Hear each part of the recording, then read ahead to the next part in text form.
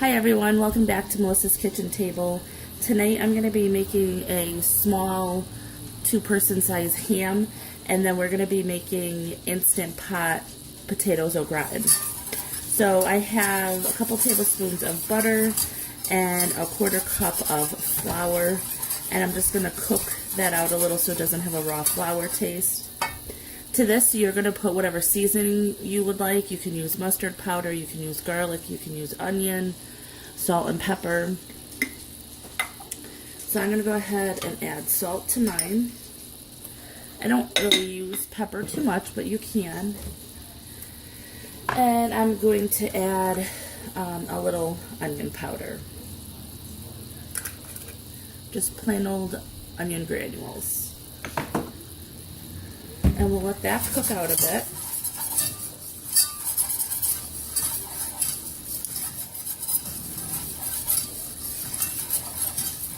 Now for this, I'm also going to be using some sharp cheddar cheese. This is the Wellesley Farms kind. This one is from BJ's. I'm using the white. You could of course use the orange, or you can use the pre-shredded kind, whatever you like.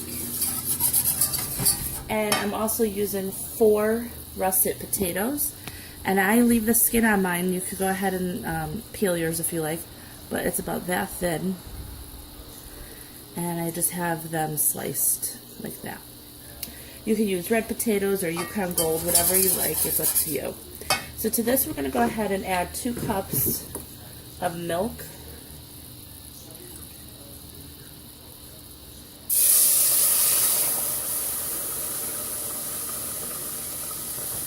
And I'm going to start whisking that so you don't get any lumps.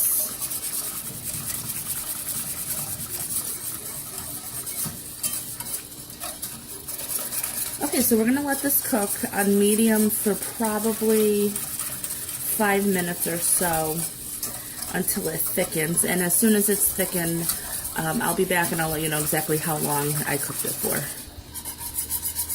Okay, so I actually left it on medium-high. I didn't realize I did, but either way, it worked out good. It only took 3 minutes to thicken, so it's nice and thick. So I'm going to take it off the heat, and I'm going to get a spoon or a spatula, and I'm going to go ahead and add 2 cups of cheese to it.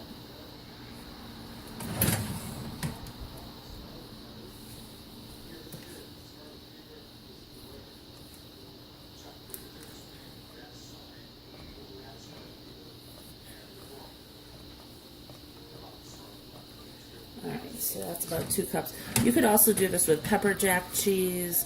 You can do a mixture of cheeses. You could do some Havarti. You could even do some American cheese. The cheddar gives it a really good flavor.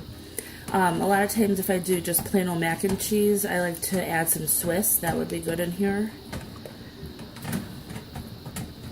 If you think it's a little too thick, you can always add a little more milk to it.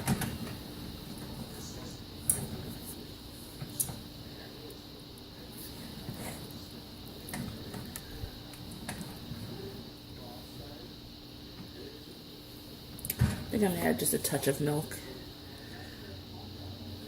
Probably a tablespoon.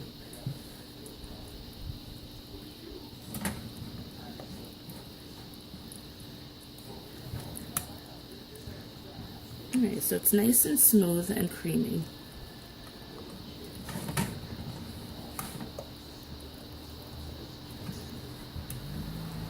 Alright, so I just got to pick up a little bit and move some stuff around. I'll be right back. Alright, so what I'll do is I have a large, this is the 2.5 quart casserole dish. You can also use a cheesecake pan, a springform pan. The one I have is a little too big. A 7-inch one will fit in there, but mine's a little bit too big. So I just took this and sprayed it, and then I'm going to line the bottom with the potatoes.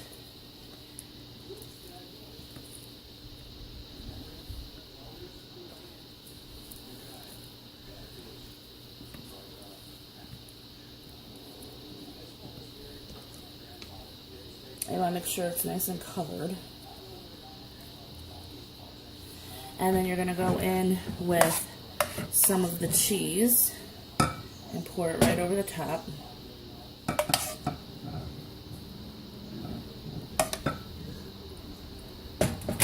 The cheese sauce, and spread that around. Another spoonful.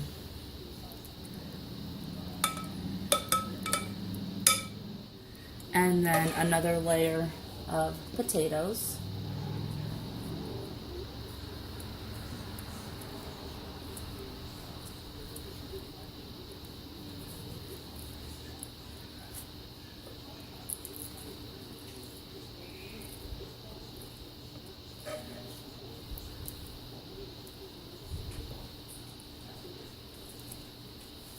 And with the cheese again.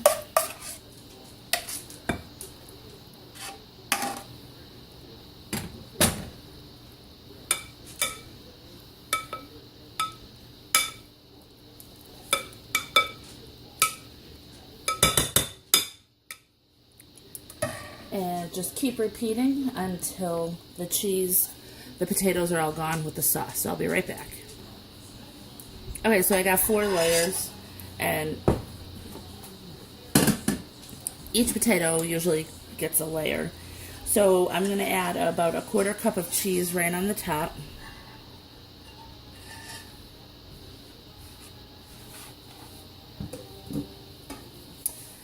And then we're going to go ahead and put this in the pot, so hang on. Okay, so over here I'm just going to use the trivet, just like that, and I put the dish right on top. And then over here in the Instant Pot, I'm going to put 1 cup of water in the bottom, and I'm just going to lift the trivet and put this right down in, just like that. So you can see none of the water is going to get into this at all. Okay, so we're going to go ahead, get the cover on.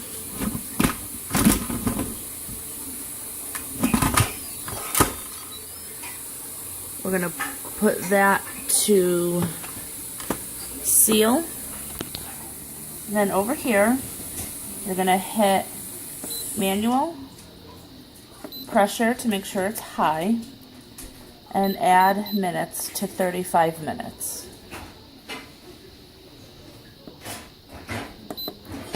Okay, so you want it to go for 35 minutes, and once that's done, we'll go ahead and release it by putting it on vent up top here, and that'll release all the steam. So again, once this is on and it builds up enough pressure, then the time will start counting down from 35 minutes. And after that, we'll go ahead and we'll open it and see what it looks like. Okay, so over here I just wilted down some spinach. I just put a little bit of salt, garlic, and I used some sriracha. And then in this pot, I put that small ham, just enough for 2 people. I covered it with honey mustard and put about 1 inch of water in the bottom, and I put that on low, and I let that cook the entire time the potatoes were in. So I'll go ahead and get that cut up. And then over here, our potatoes are done. I'll go ahead and open these up. They look beautiful.